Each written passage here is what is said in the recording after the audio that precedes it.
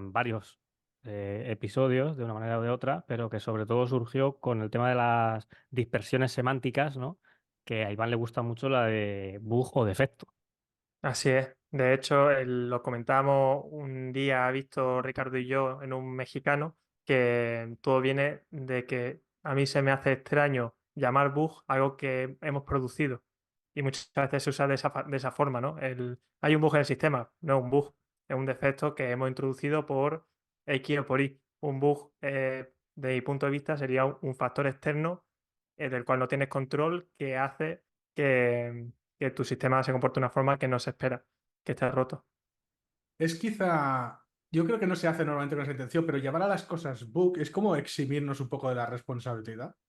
Es quizá, Totalmente, totalmente, en mi opinión. yo creo que esto lo he vivido, creo, ¿no? Esto lo he vivido y es una manera eso de, claro, es un bug, es algo, es parte inherente de nuestra profesión, ¿no? Que es como, se entiende como si fuera un tornado, un tsunami, es un fenómeno natural, que haya bugs en nuestro, cuando igual lo que hay son defectos y los defectos deberían ser controlados. O no. Eso Ah, es bueno, lo que habrá que ver, ¿no? Pero son defectos en tanto que son una diferencia entre lo que se quería y lo que hay. Como dice Iván, eso es algo que hemos metido, bueno, que hemos metido o que ha estado siempre ahí, ¿no? Pero no deja de ser lo mismo. A mí me gusta mucho esta definición de lo de que los bugs son los factores externos y demás, o vienen de factores externos. Sobre todo, no lo vamos a repetir, pero bueno, la etimología de bug viene de los bichos que se metían en los sistemas, pero bueno, ya me entendéis. De hecho, yo no sé si os acordáis, pero ese día hablando en el mexicano surgió la idea de que hay muchos más nombres que podrían dar mucha riqueza al tipo de defecto, al tipo de error, al tipo de problema. No sé si Iván por ahí decía algunas cosillas. sea, por ahí no me acuerdo de nombres alternativos que buscásemos para defecto o bug.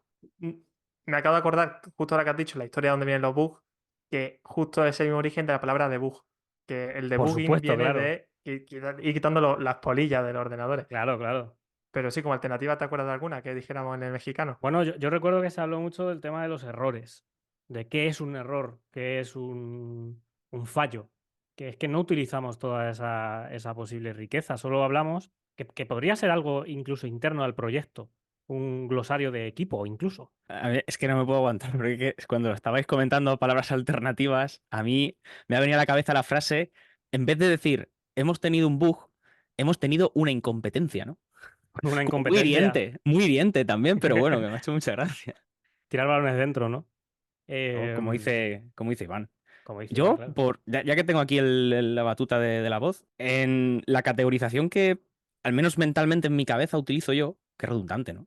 Es la de error para algo que se ha cometido a nivel humano, ¿no? Es decir, un error ha producido un defecto, una cosa que no está bien en el código, y eso, conforme se va pasando el código por ahí, se va ejecutando, se van ejerciendo o apareciendo fallos. Es decir, pueden haber, si esto lo empezamos a modelar, muchos fallos, depende cuántas veces pasa el código por ahí, del mismo defecto. Y luego hay toda esa movida ya como lo queramos ver de los errores con la relación que tengan con los defectos, que en principio parece uno a uno, pero Me gusta porque veo ahí como hay una relación temporal, ¿no? Entre la nomenclatura, porque el error provoca el defecto y el defecto causa, ¿cómo ha sido esto? fallos. El fallo. Hostia, me gusta esta idea A esto es a lo que yo iba. Hay una oportunidad de modelar ahí glosario y de sacar un dominio de problemas, ¿no? Salen todo el rato sinónimos.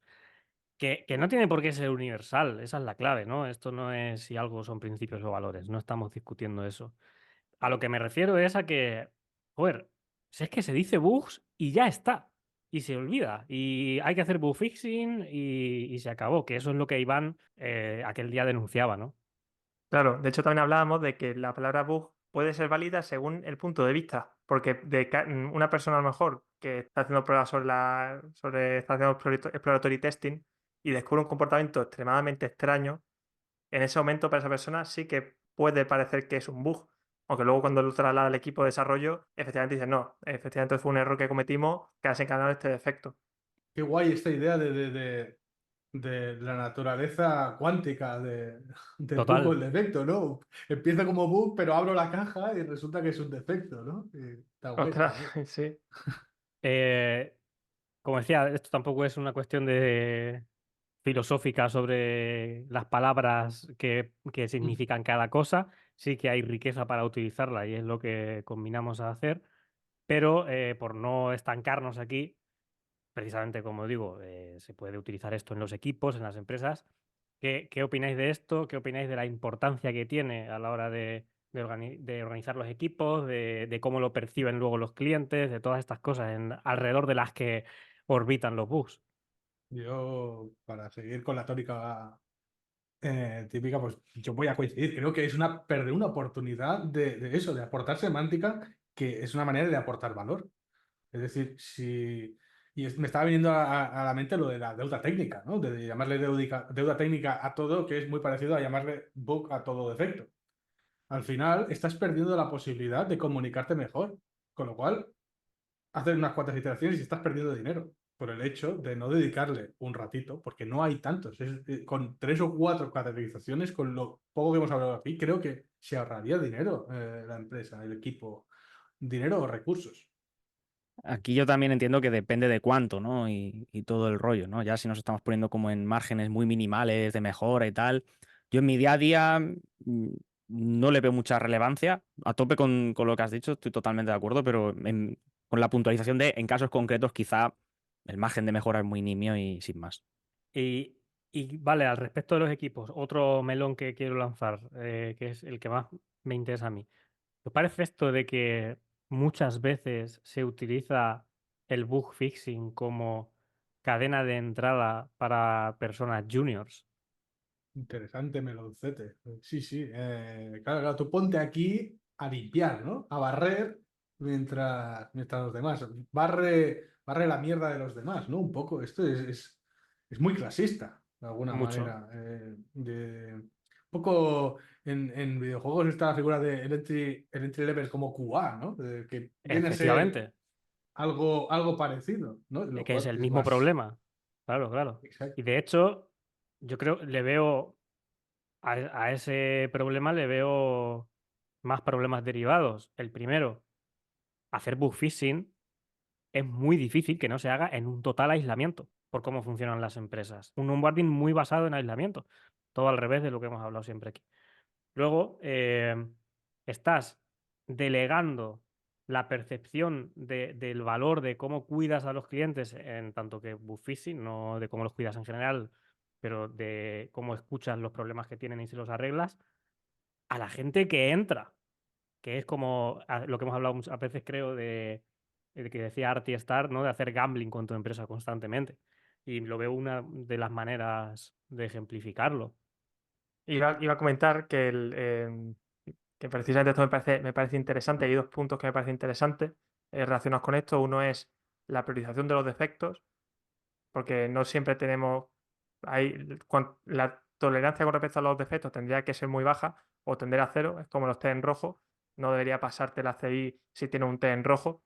Sería bastante raro como política, pero a lo mejor puedes permitirte tener un defecto durante X tiempo porque a lo mejor quieres demostrarle algo a un cliente. Puede ser que haga falta un rol y como no lo estás metiendo, pues dejas un defecto ahí para que se visibilice. Yo te voy a recoger el guante ese del dejar o no un defecto conscientemente, pero me gustaría antes darle la vuelta a la estrategia de bug fixing como estrategia de onboarding y me gustaría intentarlo ver desde el ángulo positivo. Creo que lo bueno que tiene el bug fixing es que acota mucho un problema. Y hay veces que durante el onboarding es muy bueno tener un problemita acotado pequeño que puedas ver todo su ciclo de vida. Entiendes el problema porque lo puedes reproducir y Sí. entiendes que el problema está resuelto porque puedes reproducir la solución. Creo que tiene valor, o sea, no es tanto no hacer bug fixing como estrategia de onboarding, no tanto como no hacer No solo basar, bug no fixing. basarla. Claro, Eso. exacto, Estoy exacto. de acuerdo contigo. Son problemas que pueden venir muy bien para que además las personas vayan conociendo el código, la base, lo que más se toca, ¿no? Por estadística. Estoy de acuerdo, pero el basar en un guardián a eso me parece que es un síntoma de un problema. Al final, en cierta manera, podemos ver lo del bug fixing como proceso de onboarding, como detalle de implementación. Quiero decir, ¿qué más da que sea lo que la primera tarea o de las primeras, una corrección de bug o una nueva feature? Lo que importa es lo que se ha comentado de que sea autocontenido lo más breve posible para cerrar el ciclo lo antes posible para decir, mira, así es como se trabaja con esto, tal. Al final Y no, entiendo que y da un no poco... aislado, y no aislado. Claro, porque el Que eso valor, es- el valor no se saca del bug fixing, sino del defect fixing. Si pones a un junior a resolver bugs, lo que está haciendo es resolver cosas mágicas que no entiende. Si haces que lo comprenda y se dé cuenta de que no es un bug, sino un defecto, lo pueda reproducir, lo pueda testear incluso, y con la ayuda del equipo lo pueda resolver, ahí ya sí hay valor. Entonces, yo creo que como proceso de onboarding ahí está la diferencia, ¿no? Has ganado, Iván, has ganado. Iván nos acaba de chafar, ¿no? Nos acaba Sí, sí. con Bueno, ahora Tunlock's fixing, ¿no? Aquí. ahora la quote y ya. Y Ya está, ya. ya termina, ¿no? ¿Para qué? No, pero Muy bien. yo sí quería estar en desacuerdo con algo que ha dicho Iván justo antes de esto, de estas barras, que es el tema de la política de cero bugs, que es lo que has dejado caer, Iván. O que podemos tener bugs abiertos para utilizarlos estratégicamente o tácticamente. Yo no estoy de acuerdo con eso. Creo que muchos bugs se pueden dejar sin ningún problema como one fix para siempre y no pasa nada. No se puede hacer un proyecto entero con todos los bugs por una cuestión de explosión combinatoria solventados. Sin embargo, yo he escuchado mucho esto de la política de cero bugs, por ejemplo en King, en Cuba, hablan de ello. Y es algo que me cuesta mucho entender cómo lo hacen en el día a día sin frenarse. Es algo de lo que me gustaría saber bastante más porque yo opino muy diferente. Ya digo, yo muchos errores eran como no relevante, no relevante, no relevante. Y eso no quiere decir que vaya a ser una mala experiencia para los usuarios, por supuesto, si no, sí sería relevante. A mí es que, claro, cuando se ha puesto a hablar Iván, ha empezado a abrir como en cuestión de segundos un montón de temas que yo decía, guau, guau, guau, pero vamos a ver. Porque, por ejemplo, el tema este de que si ya tenemos un defecto, ¿no? Atado mediante un test y entonces hacemos un cambio en el código y se pone rojo, claro, no es lo mismo eso que simplemente tengamos algunas partes de la aplicación quizá definidas, pero no controladas por test porque ni siquiera están implementadas y que eso lo consideremos un defecto, en el sentido de no cumple todavía los requisitos o lo esperado. Y ahí hay una conversación, creo yo, muy interesante respecto a qué relación tienes con tus usuarios o con tus clientes, que creo que es un poco por donde iba Ricardo, de que a lo mejor los usuarios o los clientes con los que estás trabajando toleran tener una cierta cantidad de bugs porque priorizan y valoran mucho más el tener mucho antes una solución quizá a media tinta, pero que les solventa los problemas ahora, hoy, que una solución perfecta dentro de un año, que a lo mejor ya no les tiene ningún valor. Me voy a permitir hacer un poquito de branching, pero vengo aquí ahora mismo. Y voy a cambiar además de tema. No sé si habéis tenido alguna vez, o seguro que tenéis el concepto de hipoteca, ¿no? Donde tú compras una casa mediante un préstamo. Entonces, tú cuando tienes una hipoteca, hay veces que el banco te permite amortizar de antemano la hipoteca, ¿no? ¿Qué pasa? Que a la práctica el valor inmueble en España aproximadamente crece a un ratio del 3%.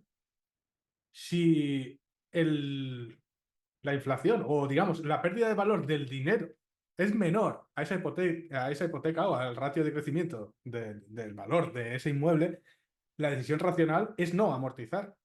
Claro, Pero claro. claramente hay un sesgo emocional que te dice, no, no, es que yo quiero quitarme esta deuda de encima. Está perdiendo. Volviendo, cuando hablamos de política de cero bugs, me resuena un poco esta idea de emocionalmente me gusta pensar, sentir, decir que tengo cero bugs, aunque no sea eficiente con mis recursos. Me Pero gusta creo que es mucho un esto. statement emocional. ¿Sí? Me gusta un montón este ejemplo que pones. Nunca se me habría ocurrido, pese a que justo estamos leyendo Iván y yo en pareja un libro y hablan de las hipotecas como símiles del software economics, muy similar a lo que tú has dicho. Pero va muy por ahí lo que yo digo. Yo sí que hubo un momento cuando yo estuve viendo charlas de King en las que hablaban de esto, que entré muy dentro en el barco de, vale, sí, sí, ahora vamos a tener un backlog, que ya mal empezamos, pero bueno, un backlog en el que vamos a tener cero bugs. Yo ahora, después de haber liderado un proyecto que tenía bastante bugs que gestionar, caigo en el mismo error, ¿no? De decir bug Mm. todo el rato a lo que estamos diciendo en el programa. Después de eso, yo me doy cuenta de que no habría tenido ningún sentido corregir todo lo que teníamos detectado. Que a mí me ha pasado igual. O sea, en un proyecto en el que estaba era eso, la velocidad a la que nosotros corregíamos los bugs era mucho menor a la que íbamos detectándolos o nos los iban reportando. Entonces aquello no tenía sentido. Al final era como lo que estábamos hablando siempre. Al final una feature, un bug, si nos ponemos un poco tal, podemos decir que es lo mismo. Es decir, es una necesidad no cubierta. Entonces al final, si lo pones dentro de la misma abstracción, lo único que te queda es priorizar con tus clientes usuarios. Oye, ¿qué nos interesa antes? ¿Este bug o esta feature? Que, de nuevo, nos da igual, ¿no? Porque ¿qué te interesa solucionar antes? ¿Esta cosa o esta otra? De hecho, citando también a Luis Artola en The Software Economics, que el libro que nos estamos leyendo ahora hay muchas citas frescas, habla siempre de maximizar el trabajo no realizado. Entonces habla de eh, empezar una funcionalidad o a trabajar en algo mientras te aporte el mayor valor posible. El momento en el que ese valor empieza a decrecer y la curva de valor se vaya moviendo hacia cero, saltes a la siguiente curva que más valor aporte y vayas encadenando curvas de forma que siempre estés trabajando lo que más valor aporta. Eso Esto, puede suceder, sí, Esto está, por puntualizar un poco la explicación, que es muy gráfica y claro, aquí, al ser un podcast, no, pues, no podemos. Esto está muy bien explicado en el libro porque lo que hace es tener como bloques de supuestos trabajos, sea features, sea corrección de problemas, sea lo que sea, cuánto valor aportan y cuánto tiempo se tardan en hacer. Entonces lo que hace es ordenarlos por los que más valor aportan y evidentemente menos tiempo tardan en hacerse, los va apilando, ¿no? Y entonces al final se te queda una gráfica que tiende a un rendimiento decreciente a la larga, porque claro, ya los últimos son los que menos aportaban y más tiempo tardan, ¿no? Entonces se crea como una asíntota. Ahí es donde dice que si tú ordenas esto así, probablemente cuando nada más empezar, te surgirá otra cosa nueva que aportará más valor que lo que había. Por lo tanto, que el algoritmo greedy de ordenar así las cosas es mucho más inteligente. Y los errores muchas veces para mí están al final de esa gráfica. No todos, claro. pero ¿Qué, algunos. qué ocurre cuando saltas mucho quizá de gráfica en gráfica cuando deja de aportar valor? Cuando abandona una funcionalidad para ir a otra y a lo mejor dejas cosas a media o has querido hacer un atajo para tener algo que entregar ante el cliente y eso genera ahí como residuo, que pueden ser defectos a veces, ¿no? Que se quedan acumulando. Pues que esa hipoteca que comentaba antes Víctor va aumentando, esos intereses que vas pagando, que al final no deja de ser la deuda técnica, creo que aquí sin dispensión semántica, y el momento en el que tienes que pagar más intereses que funcionalidad es cuando ya no tiene sentido que dejemos de lado esos defectos, ¿no? Se pueden dejar los defectos que no impactan sobre el valor o no te ralentizan a la hora de aportar valor, pero en el momento en el que sí que afectan, hay que hacer algo con ellos, ¿no? Por abrir un melón de cara al futuro para nuevos episodios, cuando hablamos de valor, ¿no? ¿Cómo sabemos que eso es valor, valor estimado y demás? Ah, Está ese es un buen claro, tema, sí. está A mí claro. eso, no tan exagerado, pero me quita el sueño. A mí sí me lo quita. Valor de profesional, ¿no? Es algo que a veces se correlaciona, que es la percepción de seniority según la capacidad para resolver bugs o defectos, ¿no? Es algo que está ahí en el... No sé si habéis tenido esa experiencia, ¿no? Esta persona es muy senior, porque cuando hay un problema, lo resuelve, lo sabe Bueno, resolver. a qué hablamos ahí con problema, Víctor? Estamos hablando de lo que Claro. conceptualmente se entiende como bug, porque si es ese caso, sería como incluso antiintuitivo pensar así, porque un senior, por definición, es la persona que más tiempo hace que la pusieron a corregir bugs, ¿no? Entonces, tendrían Puede que ser ser que las sea la personas única, juniors. es Sí, la única persona que sabe que es un defecto y es la consecuencia de que el resto del equipo piense que son bugs, ¿no? es En muy ese tipo de interesante. entorno.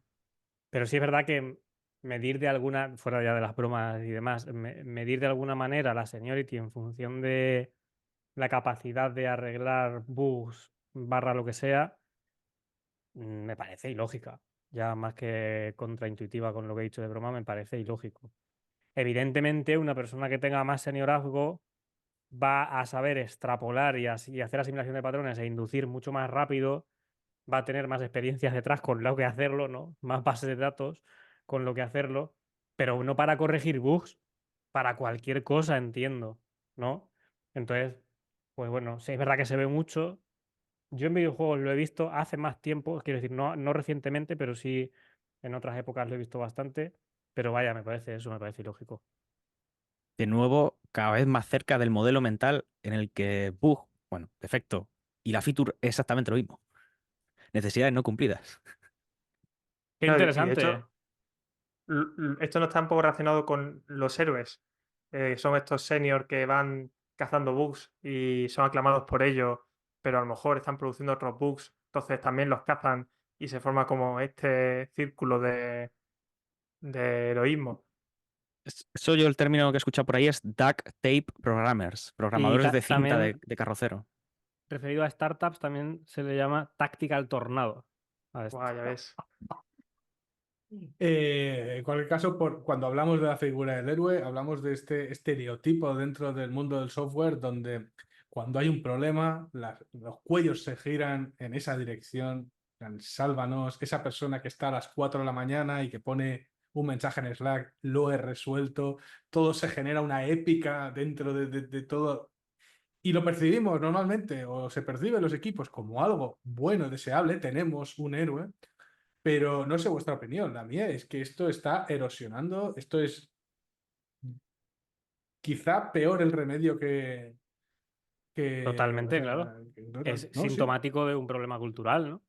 Creo que es como una especie de boost factor al revés, ¿no? Deberíamos tender a cero héroes en el equipo. Si necesitas héroes, es que hay un problema real en el equipo, en cómo se trabaja. Yo es que justamente es eso, estoy muy en el barco de tener la mentalidad contraria a la del individuo o la del héroe, porque claro, tú en tu equipo, en tu empresa, ¿cuántas apuestas te puedes permitir, cuánto gambling te puedes permitir para encontrar héroes en procesos de selección y demás?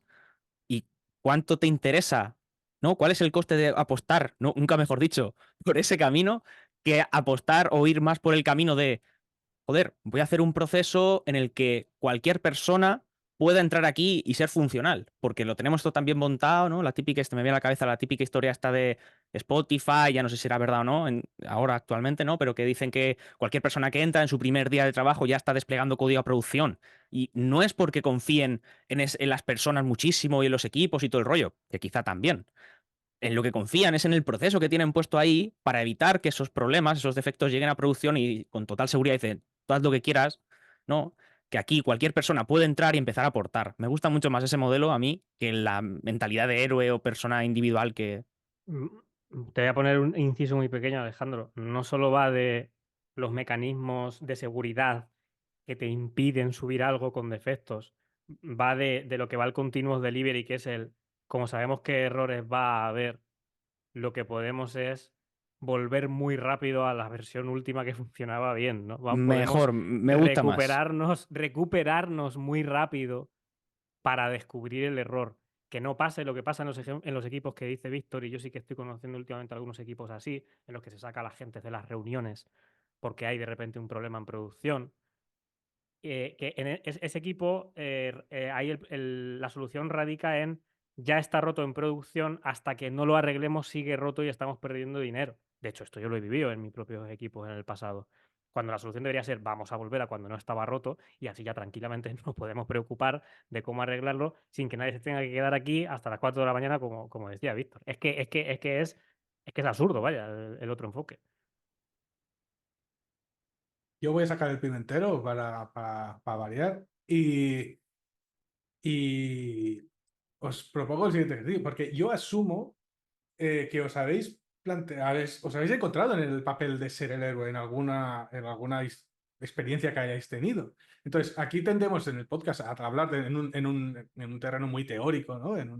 ¿Qué consejo real le podemos dar a alguien que se siente, yo tengo la capacidad de resolver esto, pero voy a decidir, como parte de esta transformación de nuestro equipo a algo más, lo que comentaba Alejandro del modelo Spotify o el modelo de integración continua, de continuous delivery? ¿Qué podemos hacer como individuos para decir, mira, soy el héroe, pero no quiero serlo, pero no quiero que mi equipo sufra? Entonces tengo claramente un dilema. Aprender a decir que no, ¿no? Esta cosa que se dice tanto, ¿no? En software. Creo que el momento en el que yo cambié de chip fue hace 4 años y pico, que me estaba leyendo el de Clean Coder. Es que sabéis que no es santo de mi devoción la serie de libros y ese autor, pero me cambió el chip realmente. Entendí de qué iba la cosa y el aprender a decir que no y el cuándo decir que sí y el cuándo decir que no. Si en lo que pasaba, por ejemplo, en nuestro equipo en ese momento era que había un pseudo heroísmo, porque ni siquiera era heroísmo, pero se vendía como tal, en las personas que lideraban los equipos, las circunstancias que fueran, no lo estoy diciendo de manera peyorativa. Entonces se decía siempre que sí, que claro que sí, que si un lunes de repente nos dábamos cuenta de que estaba rota la tienda y estábamos perdiendo miles y miles y miles de euros a cada rato, que nos íbamos a quedar allí hasta que se arreglase. Que si había que por las tardes quedarse porque una persona que habían despedido hacía un tiempo había metido a propósito un problema en producción y no sabíamos dónde estaba, que se iba a quedar todo el mundo para arreglarlo. Pues el problema era quedarse. El problema era quedarse y puede ser muy difícil y estamos en mucho privilegio, siempre decimos que estamos en una situación muy privilegiada en la que podemos decir que no y en lo esté también como yo lo estuve y como otras personas de aquí lo hemos estado, que lo haga y que se lea libros donde explican precisamente cómo hacerlo y cómo quitarnos ese miedo, porque si no, como decía Roy Osborne, ¿no? En el Elastic Leadership, vas a seguir en ese modo de supervivencia siempre, no vas a salir si no tocas alguna tecla, una tecla sensible. La persona que toca esa tecla se expone y es típicamente sometida a una presión de Por grupo. supuesto. Por supuesto, ¿no? Como la frase que tiene Rafa, que ya le hemos citado otras veces, es el que promueve el cambio es el que no lo disfruta nunca. Pero es que esto ha sido así toda la vida. Quote, ya está, veremos también, es muy buena, me gusta. Es muy buena, qué bueno. Vale, hemos hablado de cómo enfrentar un poquito el cambio, cómo decir no. Por otro lado, cómo enfrentarnos a un bug o un defecto desde la práctica. Está esta idea de tengo que poder verificar un defecto, que un defecto está arreglado, y cómo lo puedo verificar. Y tenemos la herramienta de los test automáticos. Entonces, ¿tiene sentido que antes de empezar a intentar resolver un test podamos reproducirlo automáticamente? Para mí sí lo tiene. Lo he intentado varias veces, la gran mayoría de ellas me ha ido muy bien. Y una cosa que voy a decir aquí sin verificar para nada, o sea que ahí cada uno o sea, cogerla con pinzas. Quizá lo que tiene sentido es intentar reproducir el bug primero al nivel más alto posible, para una vez lo tienes encontrado, ir bajando ese test, o tests, normalmente es uno solo, ir bajando ese test al nivel más bajo posible. Me gusta muchísimo esto y nunca me había dado cuenta. Muchísimo, muchísimo, muchísimo. Está saliendo guay, ¿eh? Esto básicamente es hacer bisectriz, que se hace en matemáticas y se hace Sí, también en Git, de hecho. y un poco de expand and contract, ¿no? Sí, sí, bueno, es la misma idea Mm. detrás. Y también es la idea de achicar precondiciones y demás, es todo lo mismo, ¿no? Al final. Es básicamente tener un conjunto cada vez más pequeñito, ¿no? ¿Por qué digo que me ha encantado? Porque en nuestro último proyecto quisimos, de hecho me he acordado de Alejandro justo antes cuando has dicho esto, Víctor, porque quisimos hacer regression testing, ¿no? Que, que vendría a ser, ¿cómo se llama esto? De poner el bug, el test que te marca el rojo como, como pie de rey, ¿no? Como diría Michael Feathers, para que cuando ese test esté en verde sepas que ya has arreglado el bug. Y quisimos hacer esto, fue muy difícil por nuestra suite de test, por nuestro proyecto, por lo que sea. Entonces acabó siendo una política, que es lo que a Alejandro no le gusta nada. Y otras veces nos ha sacado el debate de yo políticas en los equipos ninguna.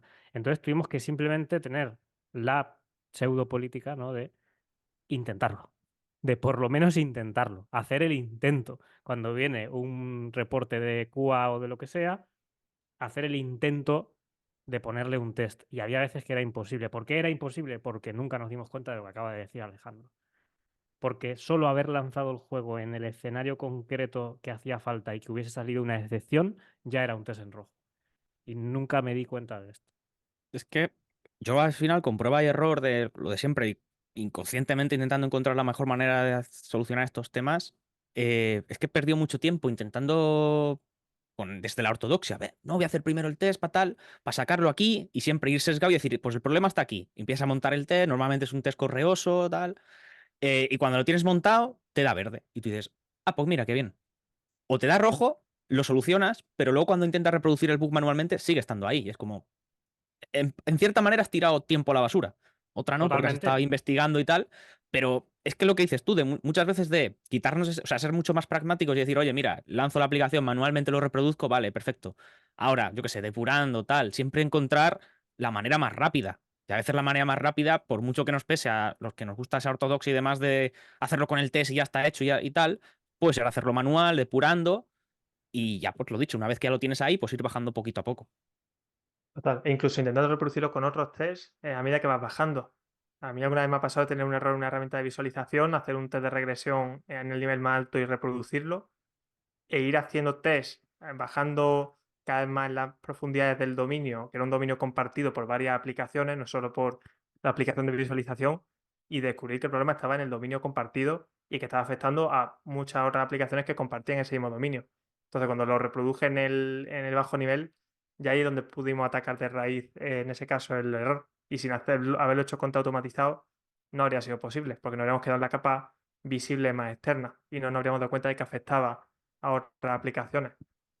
Igualmente creo que Cuando también requiere disciplina, al menos al principio, Sí. el poner el test en rojo y reproducirlo y luego arreglarlo y no caer en sé exactamente lo que está pasando, sé dónde está el problema, lo soluciono, lo pruebo manual, funciona y a lo mejor te has equivocado y sigue ahí, como dice Alejandro, el defecto.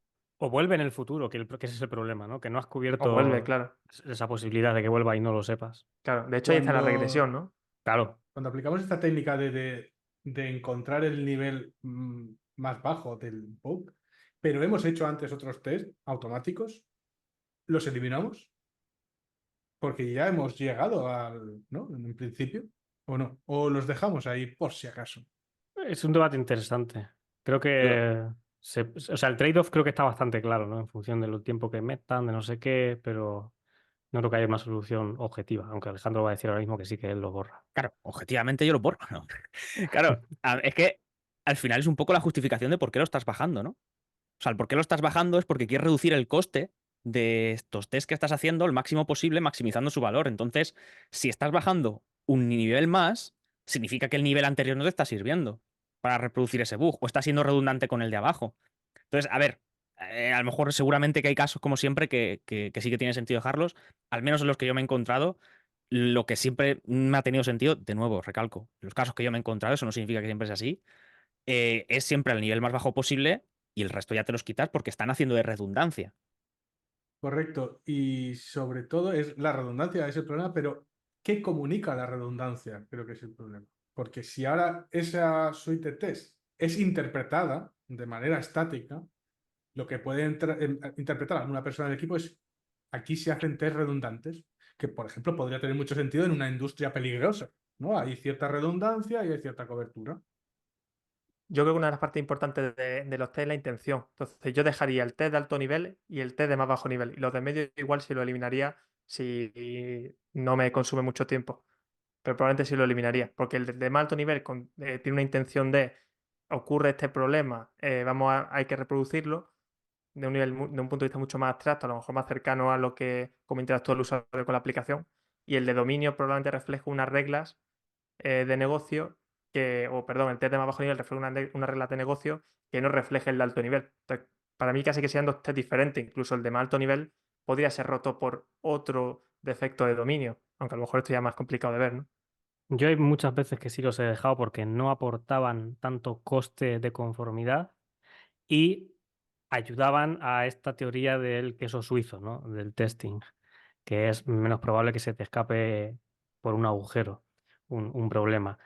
Pero hacíamos una cosa que me parece bastante interesante, que es poner en el metadata del test, que todos los motores de test hoy día lo tienen, en el metadata de todos esos test case, poner regresión. Qué guay. Y si podíamos poner un enlace, un número de ID, ¿vale? Tickets de Jira, lo siento mucho por sacar esta basura a conversación, pero para entendernos, tickets de Jira. Regresión, tal, 1487. Cuando luego volvía a fallar un test de esos, era, cuidado, que no es un test normal el que ha fallado. A ver qué ha pasado aquí, por qué. Y era muy útil ese conocimiento que sacábamos, mucha insight ahí. Claro, es que ahí justamente el coste de hacer los test obviamente ya lo has pagado. O sea, ahora ya en ese punto, déjalo y ya está. Claro, ahí entiendo yo que requiere mucha disciplina la siguiente parte, que es en el momento en el que estos test me empiece a tropezar con ellos, me empiecen a molestar, el decir, vale, entiendo que estos tests son de estos de alto nivel, sé que ahí abajo está esa redundancia, lo que sea, me interesa más los de bajo nivel porque van más a tiro hecho, me van a indicar mejor el bug, toda la historia, ¿no? De tener esa disciplina, es decir, reconocerlos para poder borrarlos, ¿no? Pero bueno, me parece interesante, vaya, nunca lo había planteado tampoco así. A mí es que hay una persona de que me interesa que comente el tema de en porting, Joser, ¿cómo tratáis el tema de los bugs o defectos, ¿no? Quiero decir, cuando os encontráis un defecto de un juego que estáis portando, ¿qué hacéis? ¿Lo corregís o respetáis la visión del autor? No, no tiene sentido, ¿no? Pero Claro, en Porting anteriormente he estado trabajando con proyectos que nos venían ya terminados, ¿no?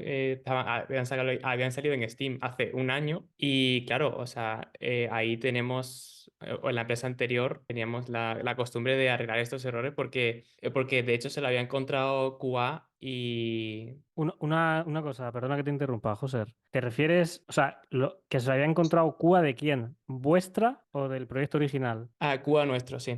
Ujú. Vale, esto es súper interesante para hablar otro día de ello, porque yo si soy la empresa de porting, no corrijo ni un error si no está dentro de lo que me van a pagar. Porque el presupuesto es para hacer porting, no para corregir errores, que es otro tema que da para largo y tendido. Entonces, ustedes sí que los corregíais. Sí, sí. Y quizás es problema de la empresa anterior que daba un presupuesto, ¿no? Y claro, y como que al final el presupuesto como que se le escapaba, ¿no? O sea, porque Mucho, entiendo. pasamos del tiempo o del dinero que teníamos. ¿Cuánto tiempo de los proyectos en los que estuviste se dedicó a corrección de bugs? Estimación inventada como cualquier porcentaje. Una quinta parte, ¡Hola! sí, sí, una quinta parte, una cuarta parte, quinta parte, sí. Es una salvajada. Qué interesante, ¿eh? ¿Y ahora ibas a decir que en la empresa que estás ahora es distinto? En la empresa que estamos ahora, estamos trabajando siempre con el equipo de desarrollo porque estamos trabajando con juegos que no han salido. Qué bien. Después hay una conversación porque, claro, o sea, hay una conversación de quién debe Sí, hacer, pero resolucionar esto. esto es mapea uno a uno con el problema del que se quejan desde hace mucho tiempo las personas que hacen doblaje. Es exactamente el mismo problema. Que antes tenían tiempo, se hacía sobre la marcha, era paralelo y ahora vienen los programas ya terminados, la serie tiene que salir muy rápido, por lo que no tienen a veces ni siquiera el material visual. Es el mismo problema, ¿no? Es una cuestión de, como le gustaría a Iván, ciclo de feedback. Sí, o sea, al final aquí, porque claro, del porting nos dedicamos a transformar o preparar el juego para otra consola, pero si actualmente si tenemos tiempo de ayudar al equipo de desarrollo, al final nos vamos a beneficiar todos, porque ese error o defecto también se podría Claro. dar en la consola. Claro, en este caso tiene mucho más sentido. Claro, claro, porque está mucho más hermanado, hay mucha más cohesión, tiene sentido. Cuando viene de terceros ya es un poco peliagudo. De hecho, cuando viene de terceros, Ángel, te señalo a ti, tú siempre dices que si tú quieres hacer una reconstrucción de un juego del pasado o que si quieres, por ejemplo, en este caso, portar un juego que existe, lo tienes que hacer con los bugs que tiene, porque es igual que cuando refactorizas, si estás refactorizando no puedes arreglar bugs, ¿no? No puedes operar dos cosas a la vez. Totalmente. Esto es más un ejercicio mental que otra cosa, pero, por ejemplo, te pone mucho en el mood cuando estás trabajando con código legacy de que a lo mejor los bugs o los defectos están así por algún motivo. Por ejemplo, a lo mejor tienes un sistema de economía que tiene un comportamiento erróneo, pero está todo balanceado en base a ese sistema de economía en un juego. O el propio Claro. Mi Signo en Pokémon. Que a lo mejor ahora, obviamente, si estuviéramos haciendo un proyecto nuevo, probablemente no meteríamos a Mi Signo en Pokémon, pero a lo mejor queremos que eso sea un secreto, o a lo mejor la gente en su momento lo descubrió y dijo, anda, qué curioso, esto es lo mismo, lo dudo, pero lo mismo dijeron, esto va a causar leyenda urbana en internet dentro de 15 años. Sí, sí. Claro que tú no tienes información sobre si de verdad es un error que salió a posteriori o si durante el desarrollo lo pudieron ver y decidieron dejarlo sin arreglar por, como dices, motivo de marketing o de tú a saber qué, claro.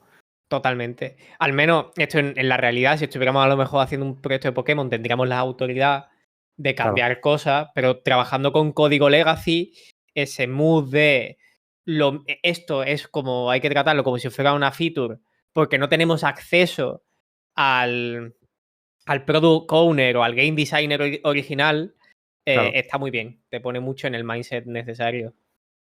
Vale, pues yo creo que hemos cubierto bastante este tema. No sé si ya llevamos un ratito aquí hablando y si alguien tiene alguna historieta, que siempre hay historietas de bugs, de defectos famosos, ¿no? Comentamos en el otro programa el efecto este del juego que tenía un micrófono y que por la noche, cuando se aspiraba a la oficina, se activaban ciertos sistemas triggereados por el sonido. Esto es un bug claramente muy loco, ¿no? Muy impredecible. No sé si tenéis alguna otra historia que os apetezca contar. Todo este tipo de historietas, como dices, a mí me parecen muy interesantes. Yo quería contar una sangrante, porque que es, digamos, todo lo contrario. Sí quería poner una cita a un libro que le tengo mucho cariño cuando habla de esto, que fue el libro que a mí me hizo un poco cambiar el chip en este sentido, es el libro del jabalí, la verdad que no sé cómo se llama, es un libro Data Oriented que tiene un jabalí en la portada de O'Reilly, no sé más. Data Intensive Applications o Building Data Intensive Applications o algo de eso, que dice... No puedes pensar en todos los bugs y en todos los unknowns y en todo lo que puede pasar en la aplicación, sobre todo a nivel de datos, porque se puede romper todo y tienes que cubrir ciertos riesgos, pero no puedes pensar en todo lo que puede ocurrir, porque si es así, entonces deberías cubrirte de una posible falla internacional de los servidores y hacer replicación en el espacio de tus datos y mucha suerte con el presupuesto de esto. Esta persona lo decía con esta manera tan bromista, pero me parece muy bien esa reducción al absurdo, ¿vale? Mi caso, el sangrante que os quería comentar lo he dejado caer antes, en el que este bug es de la empresa, ¿vale? Este bug no es del producto, es de la empresa. Vais a entender por qué digo esto. Una persona fue despedida de malas maneras, ¿vale? Y tratada bastante mal en su última época en la empresa. Y el proyecto que esa persona llevaba ella sola, que ya para empezar, algo raro hay ahí, fue traspasado al equipo entero, después de que esta persona se fuera. Entonces, de repente, se reportó que el juego se veía mal. Se nos dejó caer que estábamos haciendo las cosas mal y cosas así. Tuvimos que hacer la del héroe, como ha dicho Víctor. Yo recuerdo quedarme hasta muy tarde ese día con 2 o 3 personas más, porque ya era como también, cuidado con esto, con la cuestión del ego que se genera en esas situaciones, que también es muy difícil decirle que no a ese ego propio. No, es que no quiero saber lo que pasa, me voy a mi casa, me voy, me olvido, me pongo a hacer otras cosas. No hicimos eso, pecamos aquí muy de juniors, y el problema era, como he dejado caer antes, que una persona escondió entre directivas de precompilador para que fuera imposible de trazar que el juego cuando se ejecutase se pusiese a un 70% de resolución. ¿Por qué? Porque le hayan pedido más frames y esa persona no tenía ninguna posibilidad de hacerlo de otra manera porque tenía el proyecto entero esa persona y esa persona no, entiendo yo, que no empatizar con esa persona, que no vio manera y lo que dijo es, pues bueno, cojo, escondo esto aquí, el juego ahora se ve mucho peor al empezar, pero ya se han callado con el tema de los frames y me han dejado continuar. A mí eso me produjo una tristeza y como una rotura de todo el sistema industrial y todo el mercado laboral al que yo estaba recién llegado, como quien dice, al que yo me abocaba, joder, que fue una de las cosas que me hicieron decir, aquí algo falla, no se puede trabajar así. Y lo que me hizo empezar a formarme y a ser autodidacta. Lo siento por el bajón, ¿no? Pero a ver si tenéis alguna historia un poco menos bajona. A ver, me parece muy interesante esta anécdota, por algo que iba a contar a continuación, pero no sé antes proponer un juego que creo que es interesante con todo lo que hemos hablado en esta edición del podcast, en este capítulo del podcast, que es defecto o bug. Cosas famosas que han ocurrido en la historia, ¿son defectos o son un bug? Para ponerle ya un nombre. Entonces, uno que se dice súper famoso, Me que es el encanta. que es el de Terak, que es delicado también, que era de 1980, los pacientes no me acuerdo ya de qué era. De radiología. Algo así. Sí, Era emitía de radiación. radiología. Sí, sí. Y cada X usos, pues emitía un montón más de radiación, entonces mataba a los pacientes. Me faltan detalles para saber si era un bug o un defecto, porque podría Para ser mí que para mí es un defecto, sin ninguna duda. No puedes echar. Los bugs es la única manera en la que Iván se permite tirar balones fuera. Porque literalmente son balones que vienen y que no pudiste prevenir. En este caso no puede considerarse un balón de fuera. Tú, Iván, te dedicas a un producto en el que podría pasar de manera, si extrapolamos este problema en tu producto, podría pasar que tu producto también matase a gente. Para mí no puede quizás no ser llegara a eso un matar, bug. pero hay que tener cuidado, desde luego. Claro. Tenemos que tener responsabilidad ahí. Claro, no puede ser que. Creo que ahí hablar de bug sería justo lo que acabas de decir, ¿no? De tener una falla de deontología y de responsabilidad moral. Efectivamente. Es verdad que ahí no vería justo nunca delegar fuera ha habido un bug y han fallecido 5 personas. Eso claramente no es un bug. Claramente. Como- Bueno, podría como- haber un bug y que fallezcan 5 personas, pero no este que hemos dicho. claro, no que fueron en diferentes momentos a lo largo del tiempo y de esta forma. Os pongo otro ejemplo.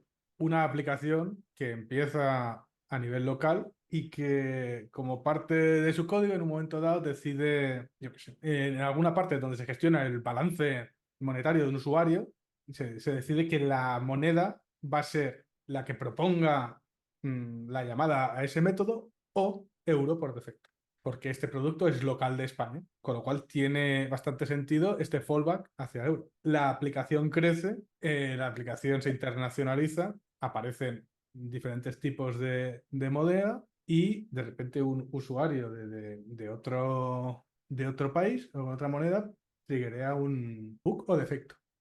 Defectísimo, defectísimo. Falla humana. Lo que decía Iván, un error humano aquí, ¿no? En esa decisión del fallback a euro ha generado un defecto brutal que puede generar un, un gap gigantesco a nivel monetario, ¿no, Víctor?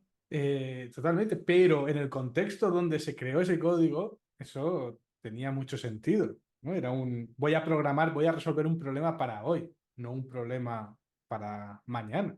Qué interesante, ¿no? Lo que estás aquí planteando es hasta qué punto la deontología y el agile se pueden llevar bien cuando la estrategia a futuro los contrapone, ¿no? Como nos gusta decir a Ricardo y a mí, ahora qué ágiles, ¿no? Ahora, ¿qué ágiles? ¿Ahora qué?